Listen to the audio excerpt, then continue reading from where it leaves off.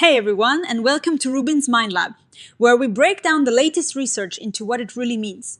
Ever find your mind wandering when you really need to focus, like during a long meeting or while studying?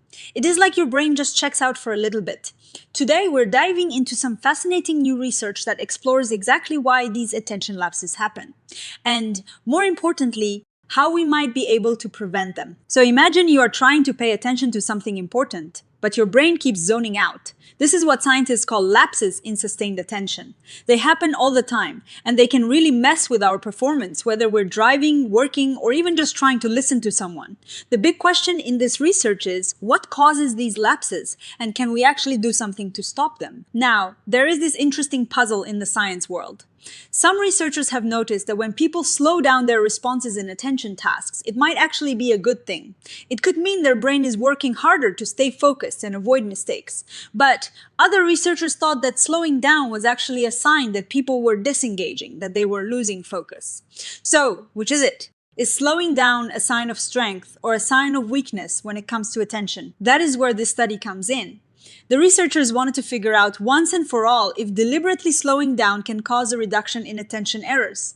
They designed a clever experiment to test this. They used a task called the Do I NoGo task, which is a classic way to measure sustained attention. They ran two experiments. In the first one, they had 30 people play a computer game for a while.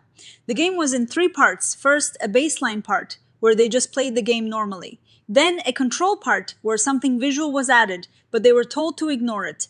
And finally, the key part, a feedback block, scrolling the feedback block. Participants were instructed to slow down their responses whenever the fixation cross changed color, signaling in real time that their previous responses were too fast.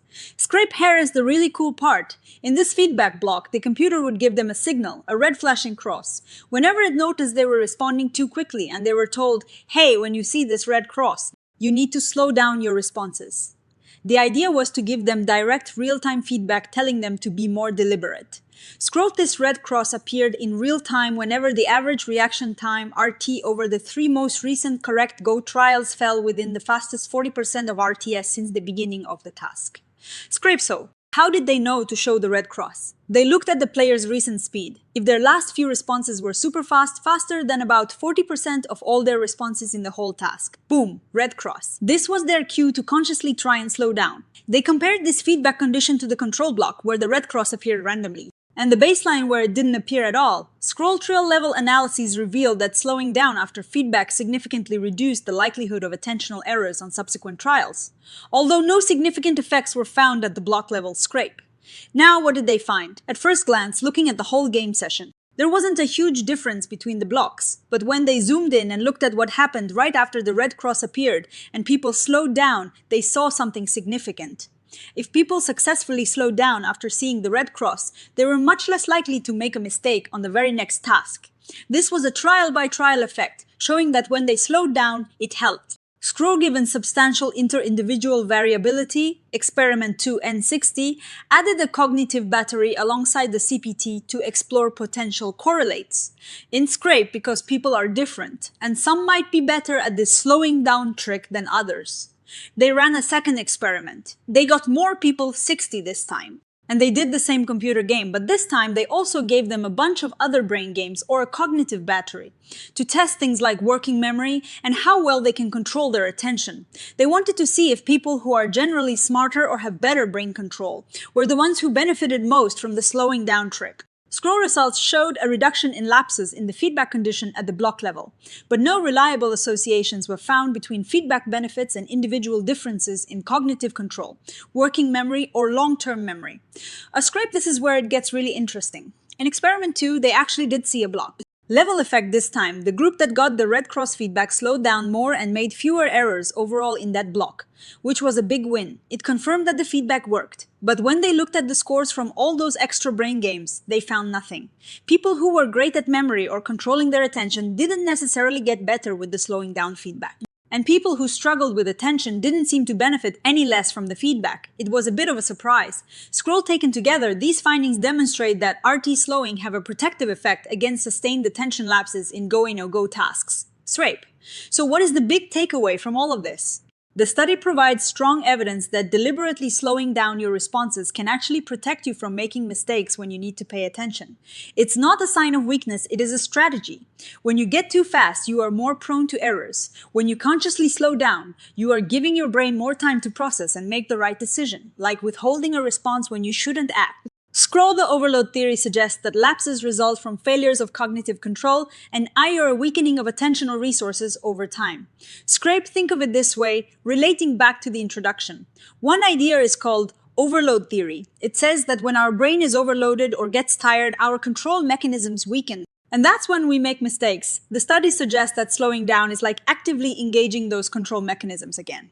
It is like your brain saying, whoa, I am going too fast, I need to refocus and apply more effort. Scroll, the second major framework, known as the underload theory, suggests that attentional lapses occur when tasks are too monotonous or lack sufficient stimulation.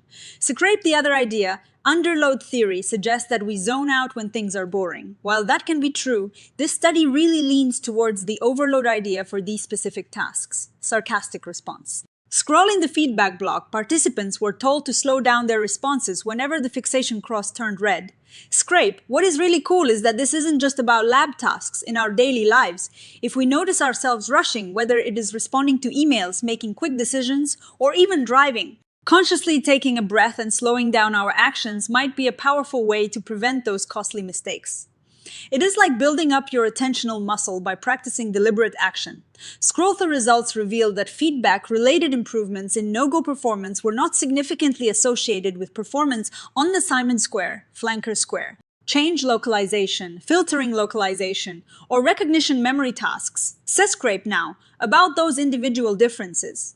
It was a bit of a head-scratcher that while slowing down helped, the people who benefited most weren't necessarily the ones with the highest scores on other brain games. This suggests that the ability to use this slowing strategy might not depend on general cognitive power, like memory or broad executive functions. It might be a more specific skill.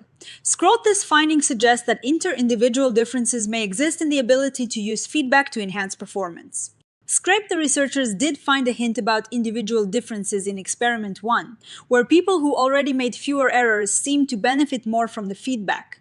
This implies that some people might be naturally better at noticing their speed and adjusting, or perhaps they are more motivated to use the feedback. But the bigger question for experiment 2 was whether this was linked to other core cognitive abilities, and it seems not to be.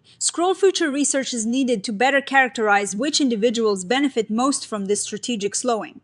Scrape, so, what is next? The researchers themselves say we need more research to figure out exactly who benefits most from this strategic slowing. Could it be related to personality traits, motivation levels, or even something like anxiety? These are all open questions. Taken together, this study highlights the protective role of RT slowing in the occurrence of lapses during go-no-go tasks. Scrape, in conclusion, the main story here is that deliberately slowing down your reaction time genuinely helps prevent attention lapses in demanding tasks. It's a proactive strategy. While we don't yet know precisely why some people are better at using this strategy than others, the fact that it works is a significant finding. The authors declare no conflict of interest. Scrape, it is important to note that the researchers found no conflicts of interest, which means they weren't biased by any funding sources. And if you are super interested, they've made all their data and code available online, which is fantastic for transparency in science. So, the next time you feel your attention starting to slip, remember that sometimes the best thing you can do is just slow down. Give your brain a moment to catch up, and you might just perform better and avoid those frustrating mistakes.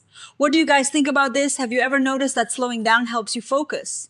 Let me know in the comments below, and if you enjoyed this dive into the science of attention, please give this video a thumbs up, subscribe to RUBIN'S Mind Lab for more insights, and hit that notification bell so you don't miss our next exploration into the amazing world of the human mind. Thanks for watching.